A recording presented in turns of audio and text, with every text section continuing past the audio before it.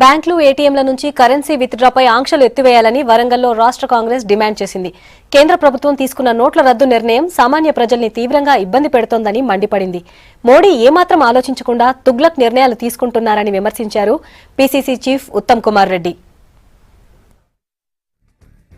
మోదీ గారు నవంబర్ 8వ తారీఖున ఈ భారతదేశం మొత్తం 100 కోట్ల పై ప్రజలని ఇబ్బంది పెట్టే విధంగా 1000 రూపాయల నోటు 500 రూపాయల నోటు రద్దు చేసి ఒక పూర్తిగా అనాలోచిత తుగ్లక్ నిర్ణయంతో ఈ దేశ ప్రజలందరినీ ఇబ్బంది పెడుతున్నాడు. అదేవిధంగా ఈ దేశ ప్రగతికి ఆటంకం కలిగిస్తున్న అనే విషయాన్ని గుర్తించి ఈరోజు తెలంగాణ రాష్ట్రంలో వివిధ జిల్లాల్లో మహిళా కాంగ్రెస్ ఆధ్వర్యంలో ఈ నోట్ల రద్దుపై ప్రభుత్వానికి నిరసన తెలియజేయడానికి ఈ కార్యక్రమం ఏర్పాటు చేసుకున్నాం.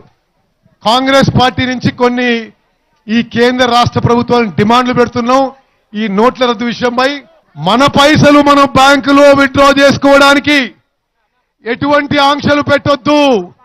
జనం ఇబ్బంది పడుతున్నారు. రేషన్లో ఇచ్చే బియ్యం గాని ఇతర విషయాలు 50% సబ్సిడీలో ఇవ్వాలి. అదేవిధంగా రబీ పంటలో రైతులు చాలా ఇబ్బంది పడ్డారు. వ్యవసాయ ఉత్పత్తులకు మద్దతు ధర 20% ఈ వ్యవసాయ ఉత్పత్తులకు పెంచాలని చెప్పి